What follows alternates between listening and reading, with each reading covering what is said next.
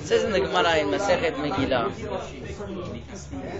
Tanya, Rav Shimon ben Elazar Omer, Ezra tiken lahem leYisrael, sheyu korim klalot shebetorat kohanim kodem atzeret. Ezra made an institution that we should be reading whenever the the curses of the Torah, which is in Parashat Bechukotai, should always happen before Shavuot. And the curses of Parashat Devarim, and that's in Sefer Devarim, should be read before Rosh Hashanah. Mata'ama, what's the reason? So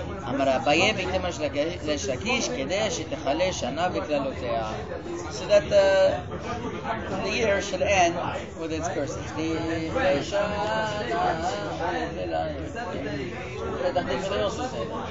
Yeah? So what's going on here? There is a concept to, before the year ends, to read the curses and to finish off with the curses. Now, I don't understand. Before Rosh Hashanah, that's the end of the year, and that's going to be the beginning of the new year. But Atzeret, Shavuot, it's not the end of the year.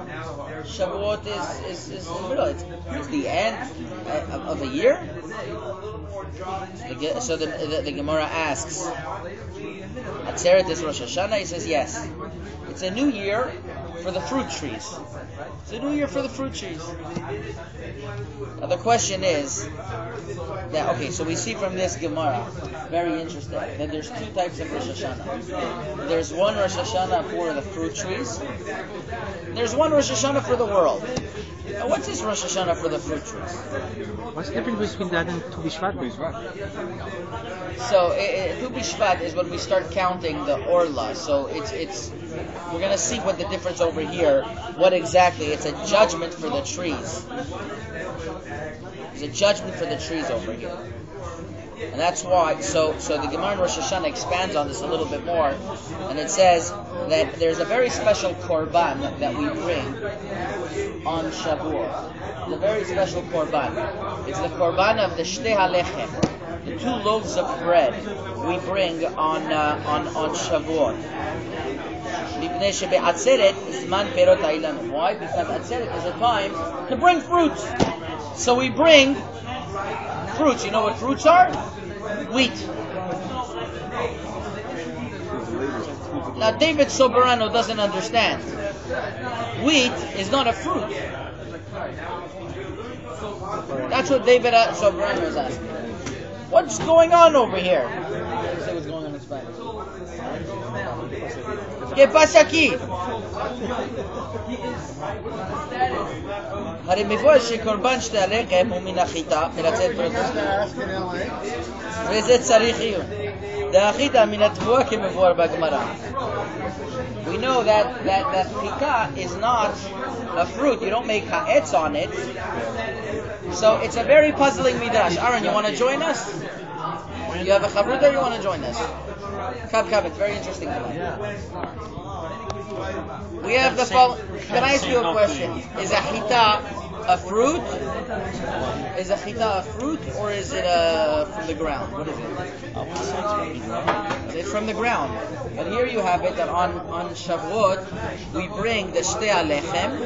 And the reason why we bring the Shtei HaLechem is in order to symbolize that we are bringing it for the fruit trees because the fruit trees are judged on Shavuot. So that's the question that we have. Good question. What's the answer? It's going to be even more important. What's going to be the answer to such a question? The answer is something unbelievable, Rabbi. It says in the Midrash, what was the fruit that Adam Harishon sinned with? What was the fruit that Adam Harishon sinned with? Ma ya oto ilan she'achal mimenu Adam v'Chava. Rabbi Meir Omer chitim hayu. Rabbi Meir says, you know what the fruit was? It was wheat. So they didn't understand what Rabbi Meir said in the Midrash. Rab Shmuel bar Yitzchak bai kamed Rav Zeir amalei afshar chitim hayu. How could it be? Amar lohem. He says, how could it be? Ktiv etz. It's written etz hadat. It's written a tree. Rabbi Meir says, you know what it was? It was these tall stalks like cedars of Lebanon. So chita used to grow from trees. What's going on over here?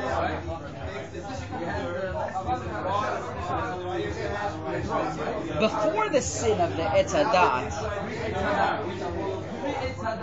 the chita was a fruit. The chita came as something that was ready to be eaten. It doesn't chazal. It used to be loaves of bread coming out. We didn't have to work in order to be satiated. Once there was the sin of Adam Harishon, the sin of the Etz Hadat. Basically, what happened was that man, in order to create sustenance, he had to go about and cultivate the chita. So there was a rectification process that had to be done. That's what we do on Shavuot. On Shavuot, we're bringing the chita in its perfected form after the 49 days.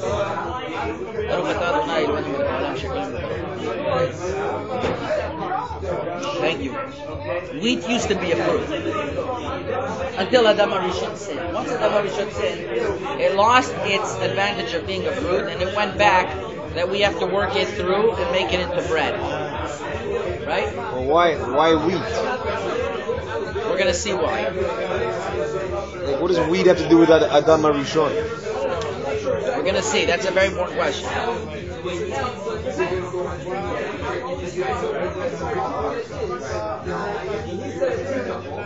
It says in the Gemara, in Masechet Ta'anit, Man de yaib chai yaib mizoni.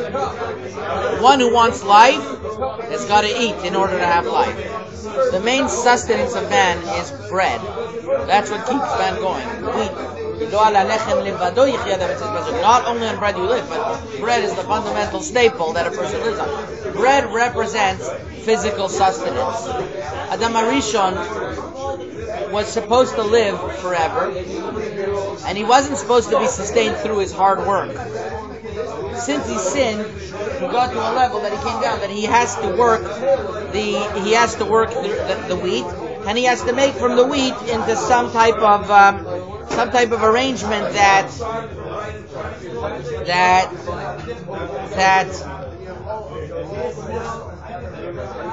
in order to reach perfection, he has to work.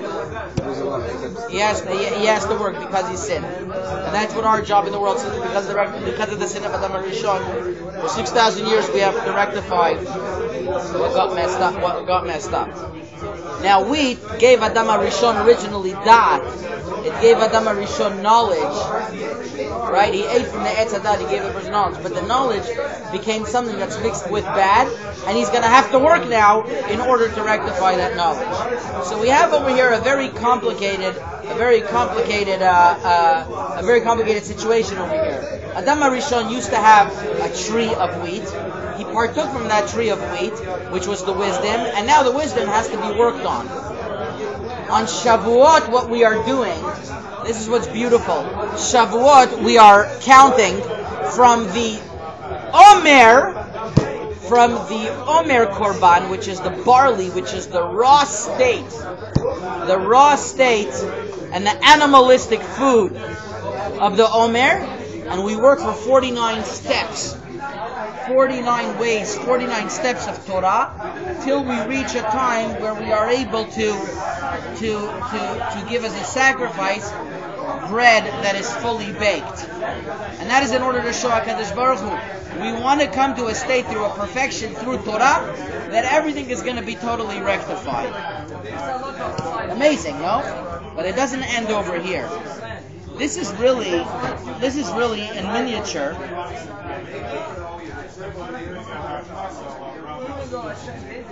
This is really in miniature a judgment for us, because as we mentioned, Shavuot, we are being judged. Now, what's the judgment? We're judging on trees. So what does the trees have to do with us? So there's a very deep message over here. You know, the sefer that we learned together, the Ma'alot HaTorah, Rectifying Isaac Chaver, there's a sefer that written at the beginning, Ma'alot HaTorah. Ma'alot HaTorah goes through how a person is likened to a tree. Ki Adam hu etz hasadeh. How is a person likened to a tree? This is very important. Because a person is not supposed to be merely somebody who is just working for a living, just working to get that final fruit with no end to himself. A person is supposed to be a tree. What's the essence and what's the advantage of a tree? A tree is a root that can always give fruits. A person has to strive to be connected to Torah, because from Torah he's going to reach that ultimate being able to give many fruits and many pieces of wisdom. You see, if somebody is just going to work for the bread alone, it's no purpose to itself, and it's just like an animal. We spoke about this many times before. There's no difference between a human being and an animal if you think about it, if it's not for a higher purpose. Let's think about it. An animal, what does an animal do with his life? He's concerned about survival. I recently brought my children to the science center, and there was an IMAX movie showing the Arctic. IMAX is a kosher outlet. It's educational. It was an amazing thing. This Arctic movie was discussing and was showing the life of the polar bears and how they're in danger, because the more that there's global warming and the more that the giant icebergs are melting, the more the polar bears have to go search for their food where it's not their natural habitat. You know what their food is? Seals. Very good. They go hunting for seals, and the problem is, though, there's not enough seals because of the global warming that is melting away, and they have to go places where they're not used to. There's not the seals. They can't find the seals so easily. And what happens is that bigger polar bears go hunting for baby polar bears that are not theirs. 9:45. The bigger polar bears go hunting for the smaller polar bears, and they're at a threat of extinction.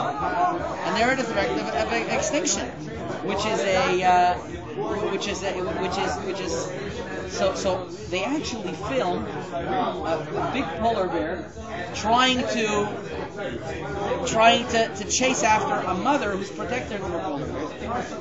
But it leaves you thinking that basically the whole wild kingdom, the whole animal life, is basically about survival. People who don't have a purpose in their life, basically they're trying to survive and have a little bit of good time while they're surviving. Hopefully their hockey team will win a Stanley Cup in their lifetime, and you know, something will there's some distractions on the way, but it's basically work, bring home a parnasa, that way you could survive, and your little cubs could survive, and that way you can make a little more money so that your cubs can go to school. And you know, it's like basically survival. It's basically survival. So what's the difference between us and animals? What's the difference between us and animals?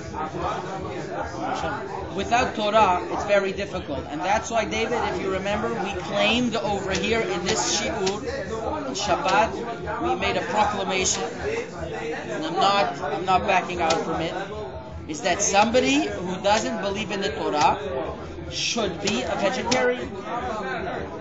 Somebody who believes that there is no such thing as a higher power above has no right to eat animals. What's the difference between him and animal? Just because he is stronger and he has more brains and he was able to invent a gun with a bullet and whatever else, so it gives him the right to eat a poor animal? It's not fair. So somebody who doesn't believe that humans have a higher mission in life has no right, no distinction between humans and animals. Should not eat animals. So I'm a big supporter of PETA for those who are non-believers. Big supporter of what? Vegetarian? Yes, if you're a non-believer. But I don't get it. Why can't a non-believer eat meat? I'm not understanding. Because a non-believer basically is the same thing, that it has the same purpose as an animal. He's just trying to survive. So he's trying to survive, the animal's trying to survive. What makes him better than the animal? Just because he's a little stronger? That's not right. Only somebody who was given Hashem's, in other words, somebody who knows he's here for a higher purpose, realizes, you know what, I'm in this world for something special, something higher. So Hashem, one of Hashem's creations was animals are there to serve you, and that's what animals' purposes are there for, and that purpose, and that's good for the animal. So it all fits into the master plan. It all fits into. Otherwise, you're just being cruel. And that's why a person has to eventually connect to Torah, because a person eventually, what he's doing is that he's bringing himself out of the animalistic tendencies, and he's bringing himself into the world of the ultimate connection of the power of Torah. And once he brings in the power of Torah, he's connected above. His powers are, his options are limitless. That's why a person is likened to a fruit tree, because a fruit tree keeps on giving more fruits. So to a person has potential to give more and more fruit. He's not just an end to itself. He's just not there to have the fruit. He's there to produce more mitzvot, more fruit, to produce more. He's a root that's connected to higher roots, just like a tree is connected to the ground, it's connected to a higher universe. So too, a person is connected to Torah, is connected to a higher spiritual universe. That's the comparison between the trees to men. And that's why on Shavuot, we are judged on the trees. These trees have to do with Shavuot. Shavuot is Matan Torah, the time that the Torah was given to us. The time that Hashem said, here, I'm giving you the blueprint of creation. I'm giving you the blueprint of life. Go and read it. And go understand that there's a higher power above, and that there's a higher mission above. There's Torah and mitzvot to keep. Go and read. Go and learn. And when you do that, you will be able to be a tree. You're not only going to be able to be a root in itself. Sin of Adam Harishon.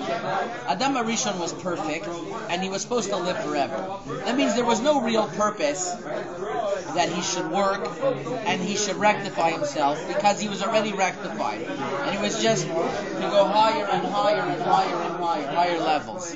That was the purpose of the fruit. That was the original plan of the. So there was no such thing as wheat that has to be in a grain that you have to mill and that you have to make into flour and then to make into bread to work for your food. It came already. It used to be, in the time of Adam Harishon, you used to walk in the Garden of Eden, you used to see these tall trees, and coming out of it was ready bread. That's what it used to be, because everything was ready, nothing had to be worked. When he ate from that fruit tree, what was the fruit? The wheat. It used to be a fruit. Then it became this thing that you have to work now. It's not ready anymore. It's not an apple, by the way. Which, for me, it would have worked better that it's an apple, because then you could have a whole drasha. Nowadays, the sin of Adam Harishon is Apple computers, and iPads and iPods, and you can waste so much time on it and everything like that. And it fits in great, but the problem is that apple's like a goyish concept. Adam Harishon never ate from an apple. It was or wheat or figs. Some say it was dates. Some say it was pomegranates. Yeah, dates. I'm not sure about dates. But Apple wasn't in the picture. Apple wasn't in the picture. Adam's apple represents not from us.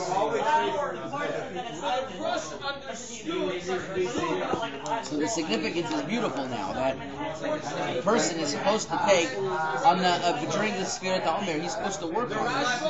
Now, what's the way to work on it? I want to see. Okay, we have a little bit more time. This is going to be really a prelude to next week's. I started learning. I started learning an unbelievable book called the Divrei Yehoshua. It was written by Rav Yehoshua Heller. Rav Yehoshua Heller was a student of some of the students of the Gaon from Vilna. Okay? So we're like 3 generations into the Gaon from Vilna. Yehoshua Heller lived in the time of Rabbi Yisrael Salander. He was close to Rabbi Yisrael Salander. And he was known, and he really approached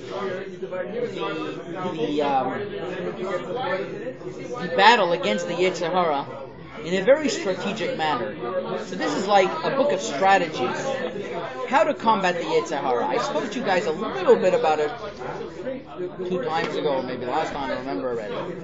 And I want to continue on that vein. He explains the following.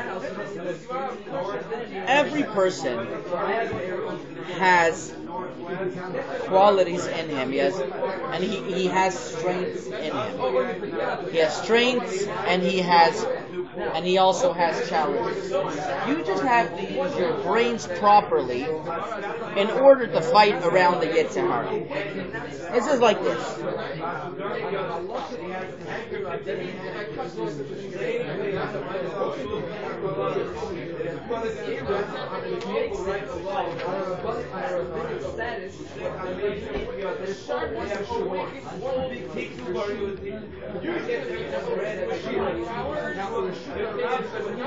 You have to be able sometimes to switch one Yetzer Hara with the next.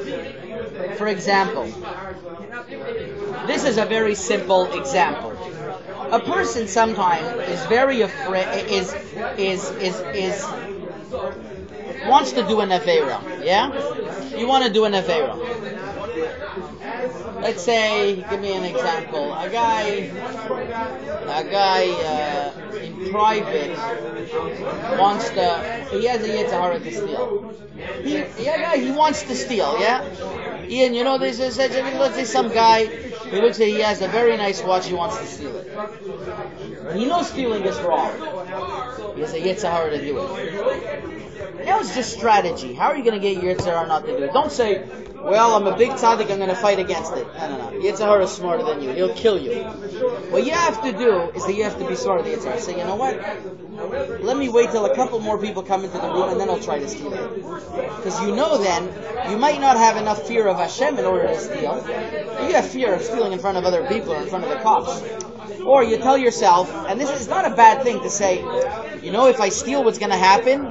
I'm going to get caught, and I'm going to be put on parole, and then my credit score is going to get ruined. I'm not going to be able ever to go to America. I'm going to be on the red list. You think about all these things. Now, really, the reason why you shouldn't be stealing is because God said so. But don't concern yourselves with that now. Just make sure that you could downpack, you could really fight the Yetzer Hara in a strategic way. How do you do that? So you use a strategy. What's the strategy? You say, well, all of these terrible things that might happen, that's going to get you to sway away from the Yetzer Hara. So he says, you have to be able to switch one Yetzer Hara with the next. Yetzer Hara of stealing will bring the Yetzer Hara of being afraid of other people.